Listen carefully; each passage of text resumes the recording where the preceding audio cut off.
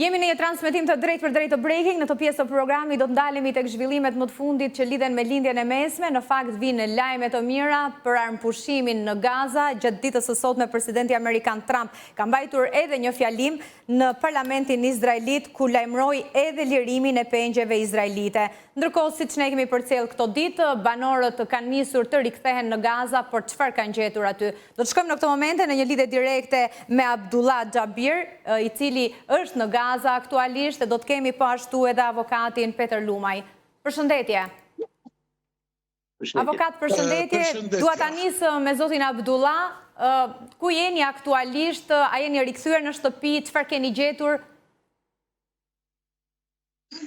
Unë akoma jam në vendin që kam lëvizur në vendin e fund, është në Zëvajda, sepse shtëpia ime është në veriu i Gazës, që quhet deri tani zona kuqe, nuk kam mundësi për të kthejmë atje.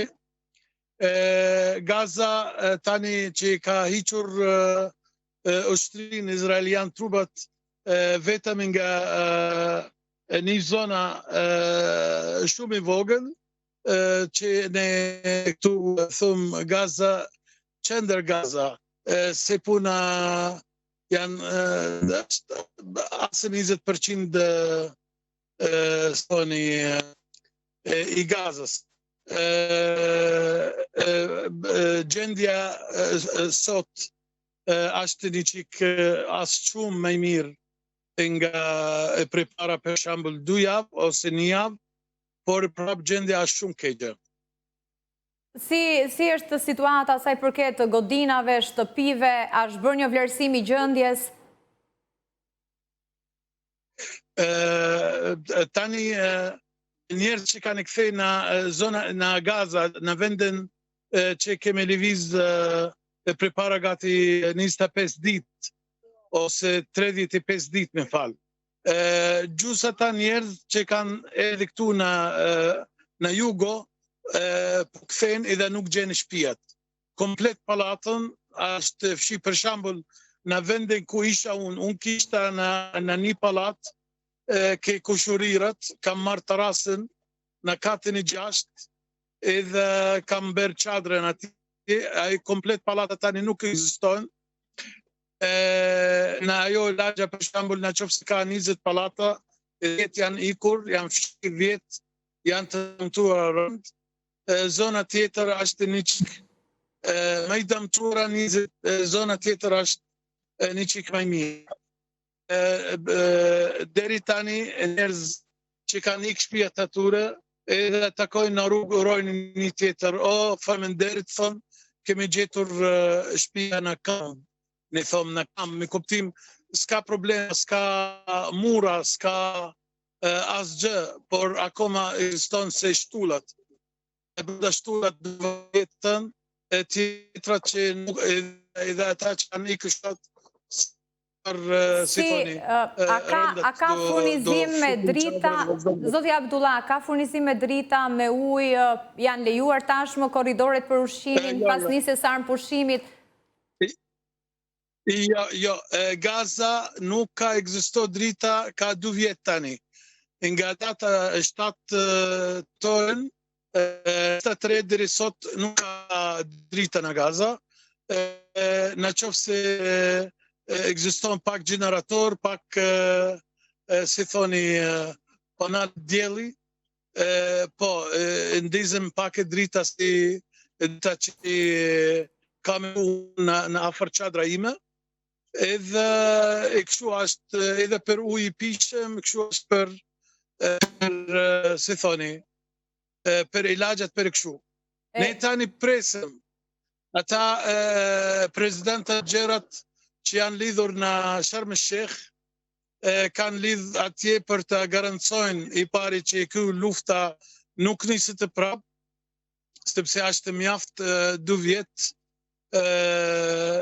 mjaft 70.000 person që janë vdekur, mjaft gati 200.000 person që janë plagosur, mjaft 2.3 milion person në Gaza kanë jetu kushtet të merë.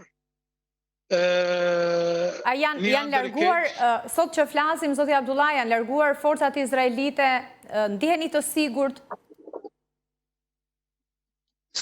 Po, në qoftë se ju atje në studio keni planin, ose si thoni harta. Po. Harta i Gazës është ndarë në 3 zona. Zona e verdh, e kuq, edhe zona tjetër nuk di çfarë është. Zonën i verdh, ata kanë të hiq trubat i ushtrisë, por zona është një rip shumë i ngusht që është afër dete.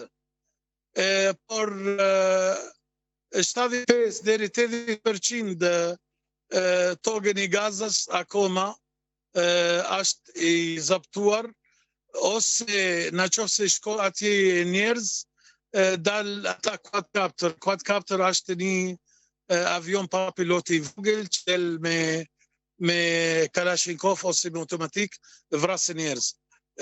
Ose kanë me kuptim ti kalosh ata linjat, takosh me pekja në vend. E qartë.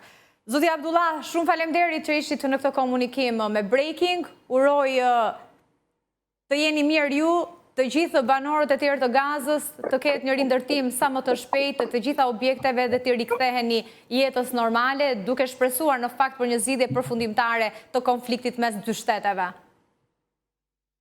Shumë faleminderit edhe ju për këtë ftesa, edhe në qoftë se dëgjoni, është dëgjohet pak, si thoni, krisma.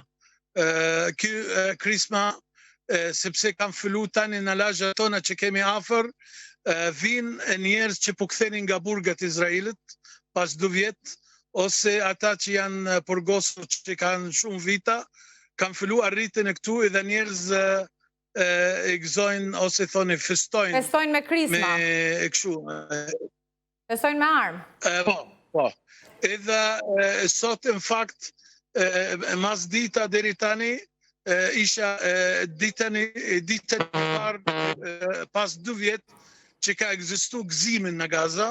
Gëzimin parë këtin ata njerë që ishin përgosur, që kanë marrë peng, edhe kaq, me kuptim sot ka fillu një gëzim i